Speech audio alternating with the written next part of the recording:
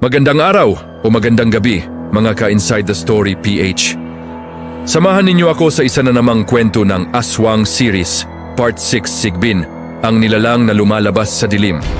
Sa episode na ito, pag-uusapan natin ang isang nilalang na bihirang makita, ngunit kapag nakita mo, maaaring huli na. Ito ang kwento ng Sigbin. Isang gabi, habang tahimik ang paligid, may narinig kang kakaibang tunog. Parang may gumagapang, parang may sumusunod. At paglingon mo, wala kang makikita, pero ramdam mo na may nakamasid sa'yo. Ang Sigbin ay isa sa mga pinaka-misteryosong nilalang sa Pilipinas. Yung sinasabing ito ay lumalakad ng paatras.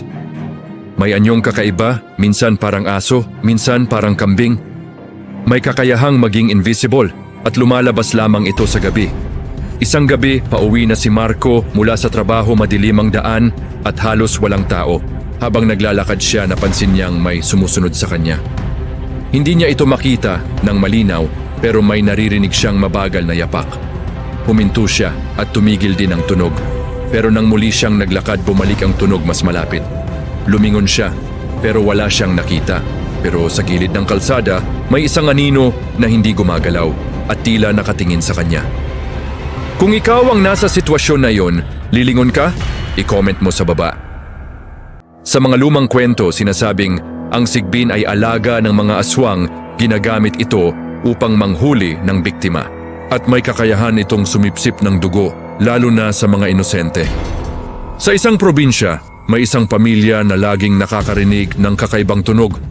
Parang may gumagapang, parang may hinahatak. Tuwing gabi lang ito nangyayari. Isang gabi, nagdesisyon ang ama na silipin ito.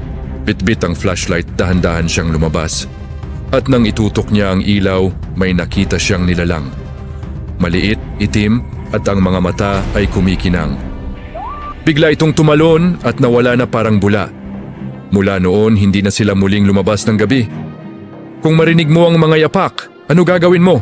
Mananatili ka sa loob, lalabas para tingnan, o magtatago at hindi kikibo, i-comment ang sagot mo. At tandaan mo, hindi lahat ng naririnig ay tao. Maraming Pilipino ang nagsasabing nakakita na sila ng Sigbin sa madidilim na kalsada sa mga probinsya. Kadalasan bigla itong nawala na parang hindi totoo, pero ang takot ay nananatili. Isang bata ang nagsabing may kalaro siya tuwing gabi. Isang aso daw, nakakaiba ang itsura. Hindi ito pinansin ng kanyang pamilya hanggang isang gabi narinig nila ang bata na kausap ang kalaro niya. Tumawa at nagsabing, "Huwag mo akong isama." Nang pumasok ang kanyang ina sa kwarto, wala siyang nakita. Pero ang bata ay nakaturo sa sulok at nanginginig. Kinabukasan, hindi na muling nagsalita ang bata. Hanggang ngayon, walang konkretong ebidensya ang nagpapatunay sa Sigbin. Pero bakit patuloy ang mga kwento? Ito ba ay bunga ng imahinasyon o katotohanan? Kung ikaw ay maglalakad sa gabi at makarinig ng kakaibang tunog, huwag agad lilingon at huwag basta lalapit. Dahil maaaring hindi ka nag-iisa, ang Sigbin ay nananatiling misteryo. Isang kwento na patuloy na binubuhay ng takot at paniniwala. Maraming salamat sa panonood, mga ka-Inside the Story PH, sa isa na namang kwento ng Aswang Series, Part 6 Sigbin, ang nilalang na lumalabas sa dilim. Huwag kalimutang i-like, i-share at mag-subscribe.